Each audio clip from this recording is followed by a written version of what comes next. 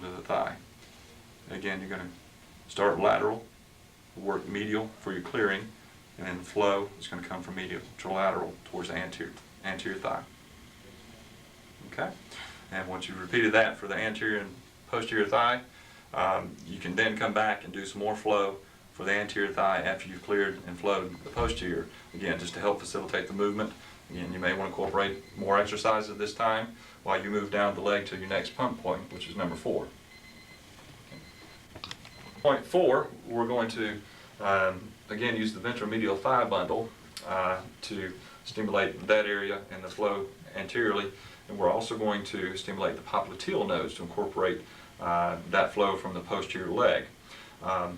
So these we're going to stimulate simultaneously, again using our U's right over that region.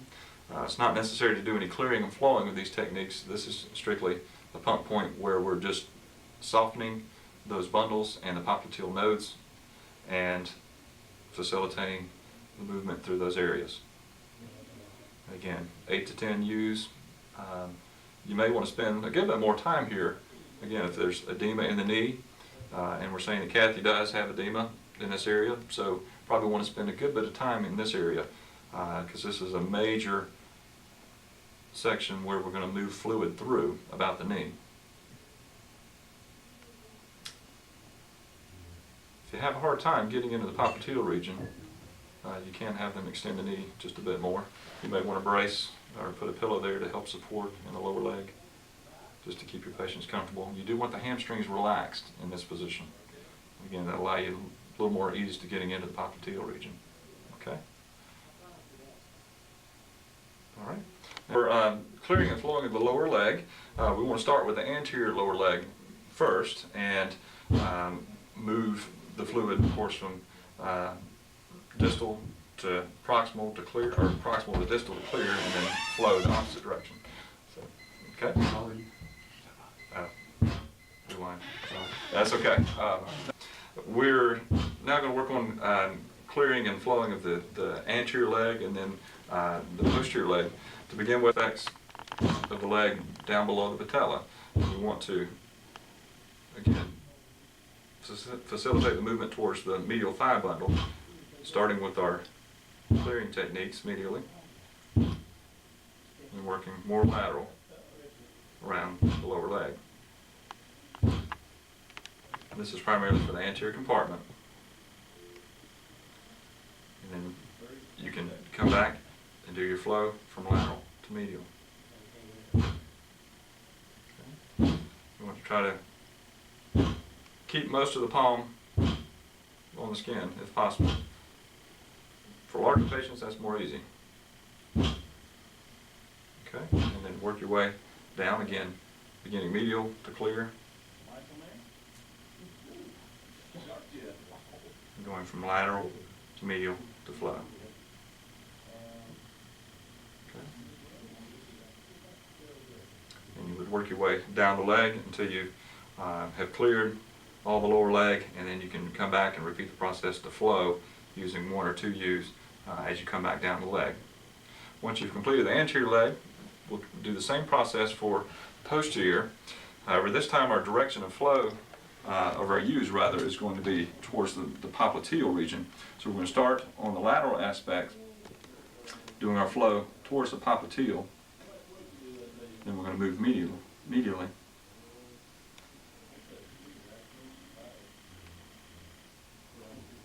Then we can flow back laterally. You will have some fluid that will come anteriorly as the lymphatic vessels in the lower leg will move towards the anterior compartment into the medial thigh bundle. But we do want to stimulate the popliteal region and bringing fluid in that direction as well. But our technique is going to be starting lateral, moving to medial for our clearing, and then flowing back in the opposite direction. Okay? And just like the anterior leg, we'll just move from proximal to distal for our clearing, and then once we get out down to the lower leg, we can do our flowing back from distal to proximal. Okay? Now, we'll go on to our last pump point, which is pump point 5. For pump point 5, we're going to move down into the foot, And this is going to incorporate the Achilles bundle, which is of course over the Achilles tendon, and the dorsum of the foot for the dorsal bundle. And we're going to basically use our U's. Again, no clearing and flowing involved in this area. We're just softening those nodes, light pressure, again 5 to 2 U's. If you do have a good bit of edema in the foot, you may want to spend more time here. You can assess the tissue, and if you determine there's more edema and fluid in that area, spend a little more time there to allow more clear and flow. Same thing with the clearing and flowing of the lower leg and the thigh as well. If you find more edema in those areas, go ahead and spend a little more time there. Okay? So that incorporates pump point 5. Now from here we're going to move down into the foot, and we'll do clearing and flowing of the dorsum of the foot. To begin here, you want to basically use the tips of your fingers and the pads of your fingers to work in between the metatarsals. This will basically get down into the tissues there, and there's not a lot of tissue there, so it's a light pressure, but it's going to get down into the interossei muscles and the other intrinsics in the foot. And again, you want to start medial, working out your way between the metatarsals, doing your clearing, and once you get out distally, you can work back doing your flowing. And the direction of your U's, again, is in the direction of the dorsal bundle. So, all right. Now we'll move in to the plantar surface of the foot. Plantar surface of the foot, once you've completed the clearing and flowing of the dorsum of the foot, you want to move the fluid from the plantar surface dorsally through the dorsal bundle, and the flow of the lymphatics here is from the metatarsal heads into the web spaces and laterally into the dorsum of the foot. So we want to begin laterally, just using the thumbs, and you can support the foot with your hands as you do this. There's light pressure, and come more medially. And again, the flow is this time from proximal, or excuse me, the clearing is from proximal to distal, distal back to proximal, as well as laterally at the lateral aspects of the foot, so that you want to work from your flowing, from your clearing, from laterally to medially. And you may want to spend, again, a good 5 to 10 U's as you're doing your clearing. Once you get medial, you can come and work a little more distally in between the metatarsals. And your patients will love this technique. And then for our flowing, we're going to work back from distal to proximal. And then from medial to lateral as well.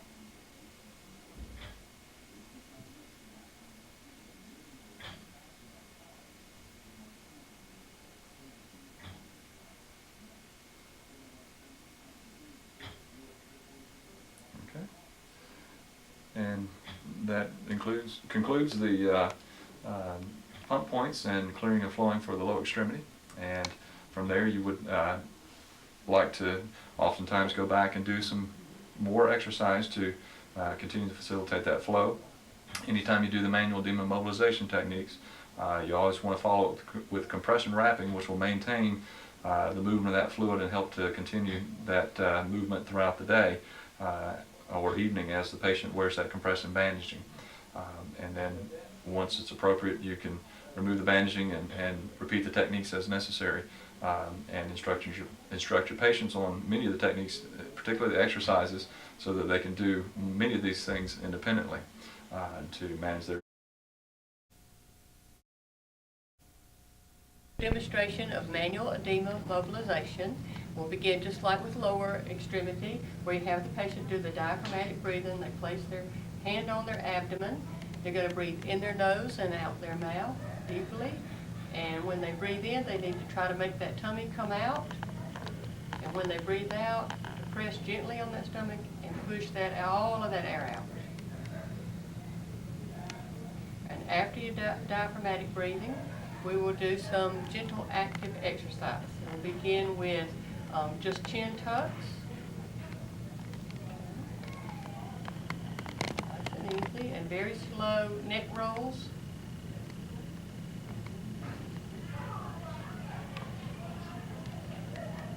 Maybe some shoulder shrugs.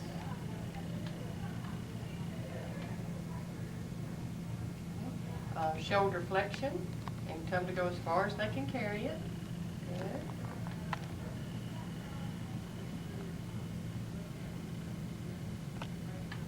Elbow flexion. And you can work your way down the arm. There's a variety of exercises you can do. These are not restricted to the only exercises. Wrist, flexion extension, and then if you'll do finger flexion extension.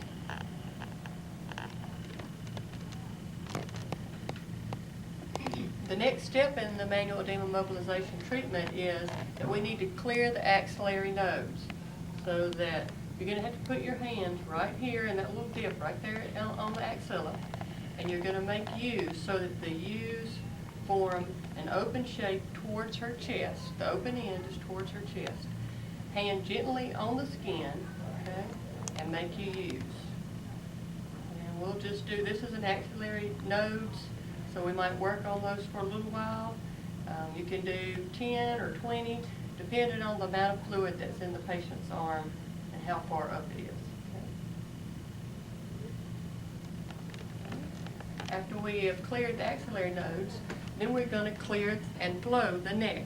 All right? We'll begin just above the clavicle. 2 or 3 fingers usually works well for this, and you're going to make small U's, and 3 to 5 of these. Okay? Then we'll lift her hand, move to the next spot, just a little bit further up the neck, headed towards up under the ear. And then to the back of the neck, and your hand actually ends up partially on the occiput, so you're that high up. And you're going to do about 5. And that's the clearing of the neck, and now we must flow the neck. And to flow the neck, you go in the opposite direction of the U. 1, 2, 3. 1, 2, 3. Now when Darren did it on the lower extremity, he would do 2 clearing strokes, and that's okay. Like 1, 2, 1, 2, 1, 2. And that's up to you for your preference, okay? After you clear and flow the neck, then you need to clear and flow the chest, and you're going to begin on the side opposite the extremity that is involved. So I'll start on this side. I'll make a U, and you're going to make like 5 U's here. Okay. Don't slide across the skin. You've got to have the traction against the skin, and that's why you need to have the clothes off, so that you're really stretching that skin right there. How many ever steps it takes to get across that person. And then we're going to flow. Back the opposite way. 1, 1, 1, 1. 1, 1, 1, 1.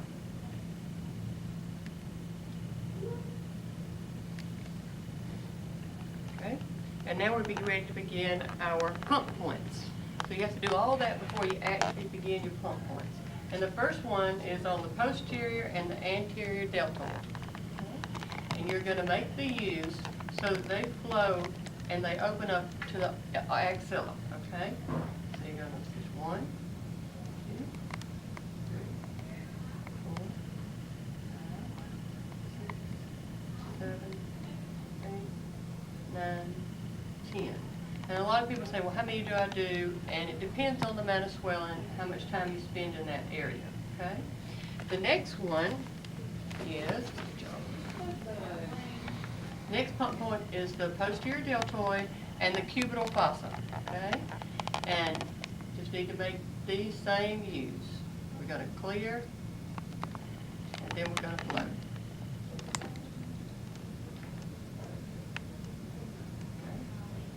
All right?